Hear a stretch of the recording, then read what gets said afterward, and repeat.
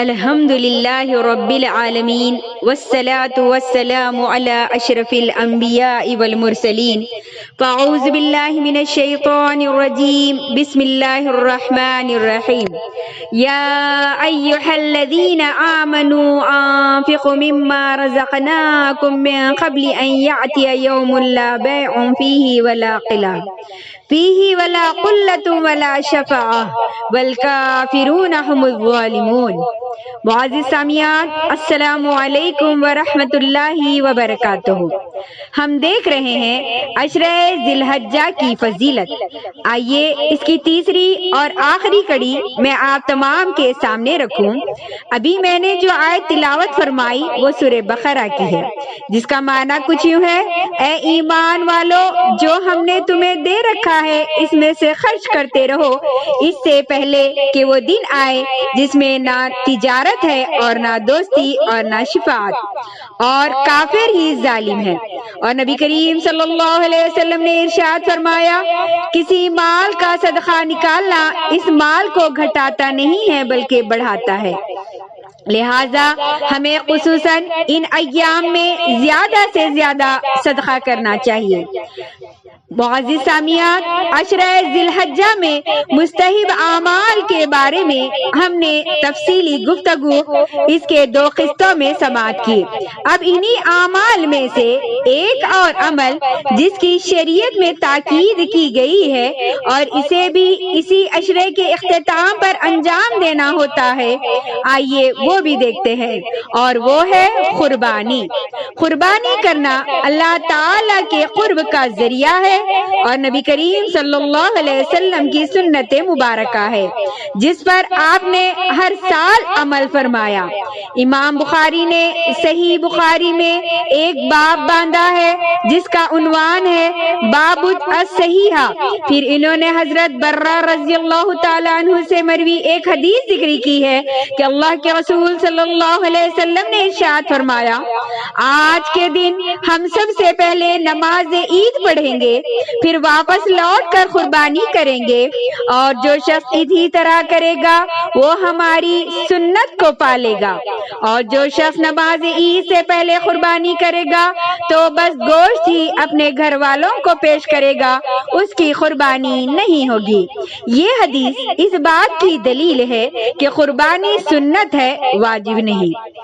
اس کے علاوہ سنن ترمذی میں مروی ہے کہ حضرت ابن عمر رضی اللہ تعالیٰ عنہ سے کسی نے سوال کیا کہ کیا قربانی واجب ہے؟ تو انہوں نے جواب دیا، اللہ کے رسول صلی اللہ علیہ وسلم نے اور مسلمانوں نے قربانی کی تھی۔ سائل نے پھر یہی سوال کیا کہ قربانی واجب ہے؟ تو انہوں نے فرمایا، کیا تمہیں کچھ عقل ہے؟ میں کہہ رہا ہوں کہ اللہ کے رسول صلی اللہ علیہ وسلم نے اور مسلمانوں نے قربانی کی تھی۔ امام ترمذی یہ حدیث روایت کرنے کے بعد کہتے ہیں کہ اسی حدیث کی بنا پر اہل علم کے نزدیک قربانی واجب نہیں بلکہ رسول اللہ صلی اللہ علیہ وسلم کی سنتوں میں سے ایک سنت ہے جس پر عمل کرنا مستحب ہے۔ اسی طرح حضرت ابن عمر رضی اللہ تعالی عنہ فرماتے ہیں کہ اللہ کے رسول صلی اللہ علیہ وسلم مدینے میں 10 سال مقیم رہے، اس دوران آپ ہر سال قربانی کرتے رہے۔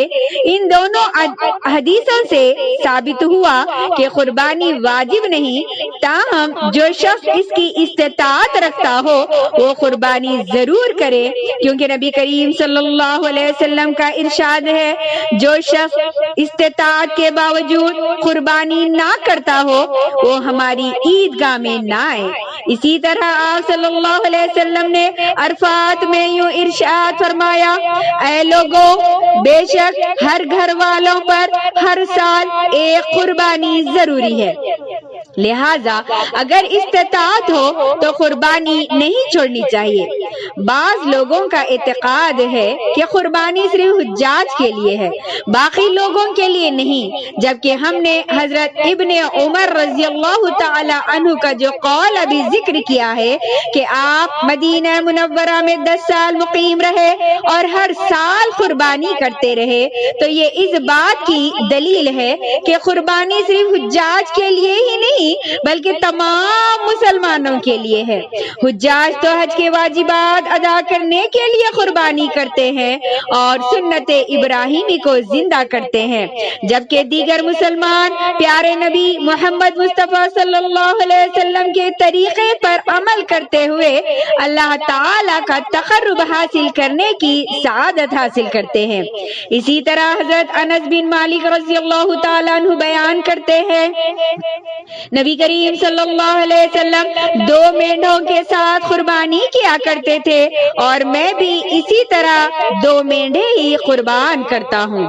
ظاہر ہے کہ حضرت انس رضی اللہ تعالیٰ عنہ آپ صلی اللہ علیہ وسلم کا جو عمل روایت کر رہے ہیں کہ آپ 2 مینڈوں کے ساتھ قربانی کرتے تھے، تو یہ عمل مدینہ منورہ میں تھا، کیونکہ حج تو آپ صلی اللہ علیہ وسلم نے ایک ہی مرتبہ کیا تھا اور اس میں آپ صلی اللہ علیہ وسلم نے 100 اونٹ قربان کیے تھے، بلکہ سنن ابی داؤد میں اسی حدیث کے الفاظ میں یوں صراحت ہے جو اس بات کا ثبوت ہے کہ اللہ کے رسول صلی اللہ علیہ وسلم حج کے علاوہ بھی قربانی کرتے تھے۔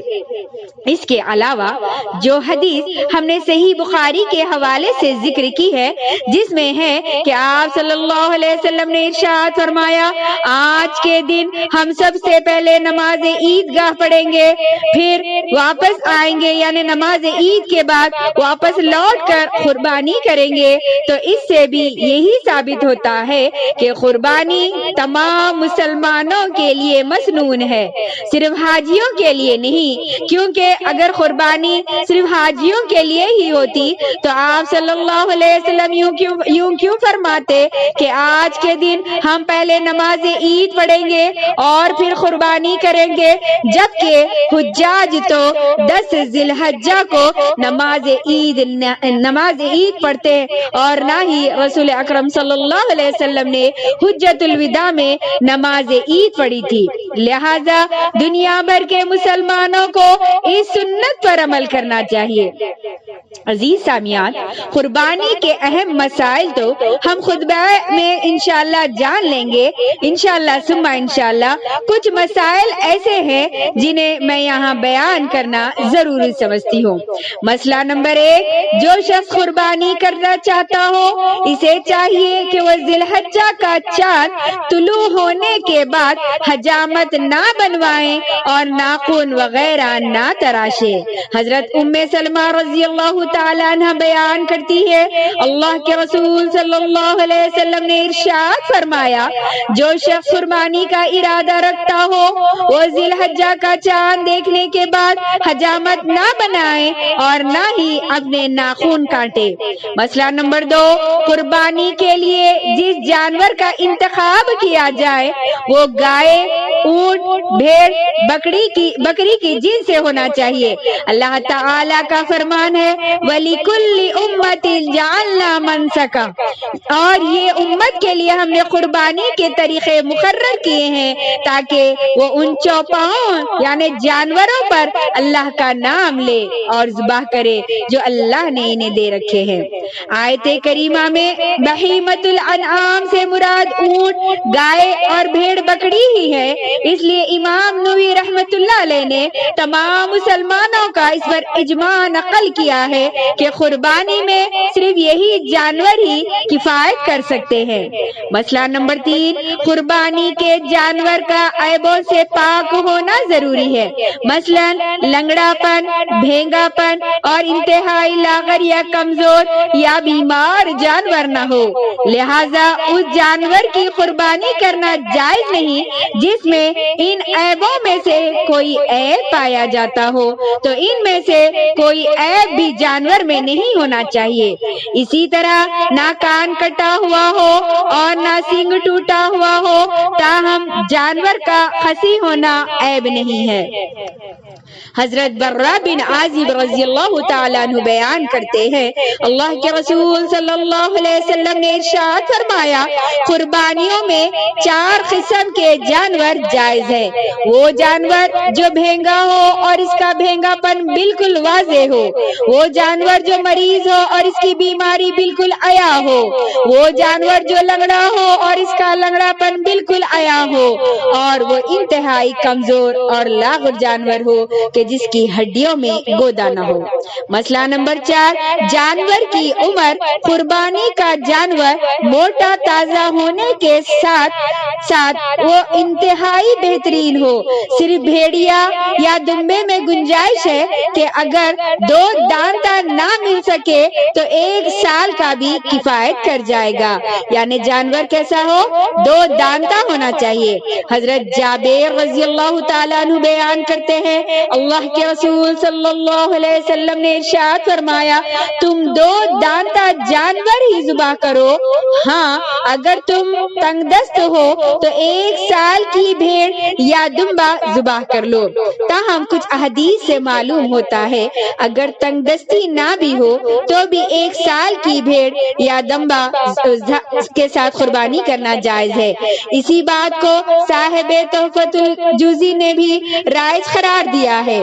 مثلا ایک حدیث میں اللہ کے رسول صلی اللہ علیہ وسلم نے ارشاد فرمایا بے شک 1 سال کا دمبا اس چیز سے کفایت کر جاتا ہے جس سے 2 دانتا کفایت کرتا ہے۔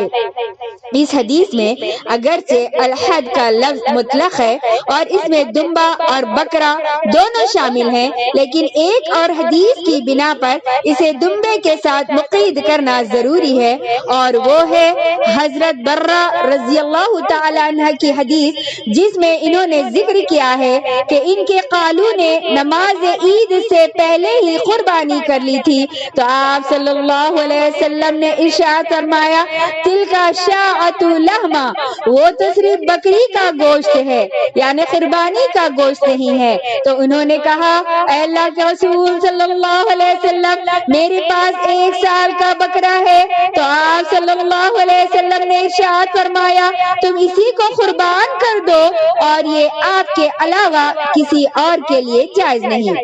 اس حدیث سے ثابت ہوا کہ 1 سال کا بکرا قربانی میں کفایت نہیں کرتا۔ مسئلہ نمبر 4، قربانی کا وقت۔ قربانی کا وقت عید الاضحیٰ کی نماز کے بعد ہے، لہذا نماز عید پڑھنے سے پہلے قربانی نہیں کرنی چاہیے۔ حضرت جندب بن سفیان رضی اللہ تعالیٰ عنہ بیان کرتے ہیں کہ میں قربانی کے موقع پر نبی کریم صلی اللہ علیہ وسلم کے ساتھ تھا، ابھی آپ نماز عید سے فارغ ہی ہوئے تھے کہ آپ نے جانوروں کا گوشت دیکھا جنہیں آپ صلی اللہ علیہ وسلم کے نماز سے فارغ ہونے سے پہلے ہی قربان کر دیا گیا تھا۔ تو آپ صلی اللہ علیہ وسلم نے یوں ارشاد فرمایا جس شخص نے قربانی کا جانور نماز عید سے پہلے ذبح کر دیا تھا اس کی جگہ اور جانور ذبح کرے، اور جس نے ذبح نہیں کیا تھا وہ بسم اللہ پڑھ کر اپنا ذبیحہ ادا کر دے۔ یعنی یہ وضاحت یہاں بتائی جا رہی ہے کہ جو نماز عید سے پہلے قربانی کرے گا وہ قربانی نہیں ہوگی۔ جس شخص نے قربانی کا جانور نماز عید سے پہلے ذبح کر دیا تھا وہ اس کی جگہ اور جانور ذبح کرے، اور جس نے ذبح نہیں کیا تھا وہ بسم اللہ پڑھ کر ذبح کرے۔ اور حضرت برہ رضی اللہ تعالیٰ عنہ بیان کرتے ہیں کہ میرے قالو نے نماز عید سے پہلے قربانی کی تو آپ صلی اللہ علیہ وسلم نے فرمایا وہ تو صرف بکری کا گوشت ہے، یعنی قربانی کا گوشت نہیں ہے۔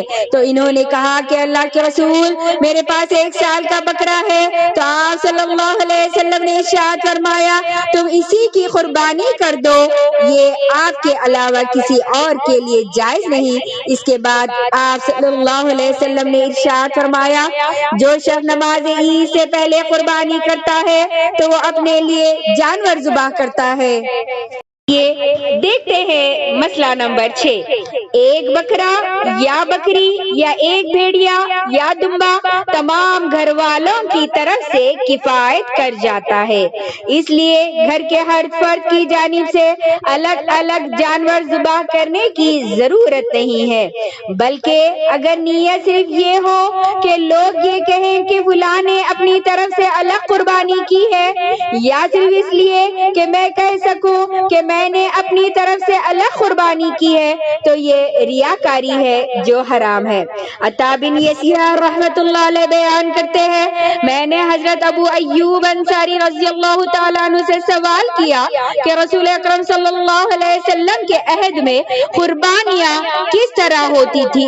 انہوں نے جواب دیا، ایک آدمی اپنی اور اپنے گھر والوں کی طرف سے ایک ہی بکری قربان کرتا تھا، پھر وہ خود بھی کھاتے اور دوسروں کو بھی کھلاتے، پھر اسی طرح بدستور ہوتا رہا یہاں تک کہ لوگ ایک دوسرے پر فخر کرنے لگے، اور اب جو لوگوں کی حالت ہے وہ آپ خود دیکھ رہے ہیں۔ لہذا ایک دوسرے پر فخر کرنے کے لیے نہیں بلکہ خالصتاً اللہ رب العالمین کی رضا کے لیے قربانی کرنی چاہیے۔ اللہ رب العالمین نے سورہ انعام میں ارشاد فرمایا، قُلْ إِنَّ صَلَاتِي وَنُسُكِي وَمَحْيَايَ وَمَمَاتِي لِلَّهِ رَبِّ الْعَالَمِينَ لَا شَرِيكَ لَهُ وَبِذَلِكَ أُمِرْتُ وَأَنَا أَوَّلُ الْمُسْلِمِينَ۔ کہہ دیجئے، بے شک میری نماز، میری قربانی، میری زندگی اور میری موت صرف اللہ تعالیٰ کے لیے ہے جو تمام جہانوں کا رب ہے اور اس کا کوئی شریک نہیں، اور مجھے یہی حکم دیا گیا ہے اور میں سب سے پہلا مسلمان ہوں۔ آئیے مسئلہ نمبر 7 جانے۔ گائے میں 7 آدمی اور اونٹ میں 7 یا 10 آدمی شریک ہو سکتے ہیں۔ حضرت ابن عباس رضی اللہ تعالیٰ عنہ بیان کرتے ہیں، ہم ایک مرتبہ رسول اللہ صلی اللہ علیہ وسلم کے ساتھ سفر میں تھے کہ عید الاضحیٰ آ گئی، چنانچہ ہم نے گائے میں 7 افراد اور اونٹ میں 10 افراد شریک ہو کر قربانی کی۔ اور حضرت جابر رضی اللہ تعالیٰ عنہ بیان کرتے ہیں، اللہ کے رسول صلی اللہ علیہ وسلم نے ارشاد فرمایا، گائے 7 افراد سے اور اونٹ بھی 7 افراد سے کفایت کر سکتا ہے۔ ان دونوں احادیث سے ثابت ہوتا ہے کہ گائے میں 7 افراد اور اونٹ میں 7 یا 10 افراد شریک ہو سکتے ہیں۔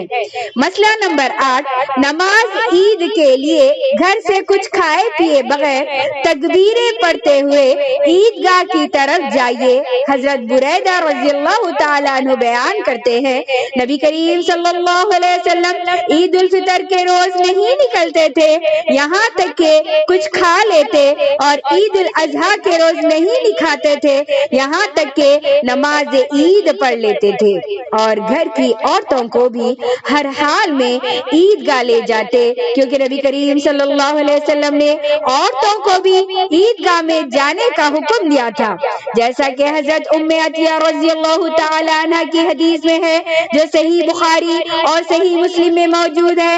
حتیٰ کہ حائض والی خواتین کے بارے میں بھی آپ صلی اللہ علیہ وسلم نے یہی حکم دیا تھا کہ وہ گھر سے ضرور نکلے تاہم وہ عیدگاہ سے باہر بیٹھے اور مسلمانوں کی دعاؤں میں شریک ہو۔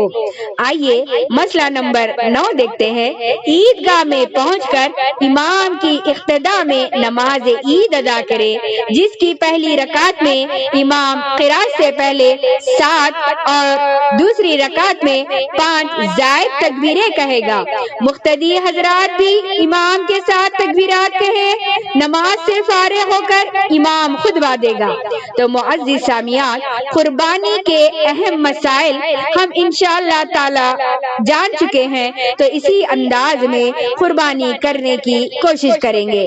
اللہ تعالی سے میں دعا کرتی ہوں کہ وہ ہم سب کو ذی الحجہ کے اس پہلے عشرے میں زیادہ سے زیادہ عبادات کرنے کی توفیق نصیب فرمائے اور ہماری عبادتوں کو قبول فرمائے، آمین ثم آمین۔ وآخر الدعوانا ان الحمد للہ رب العالمین۔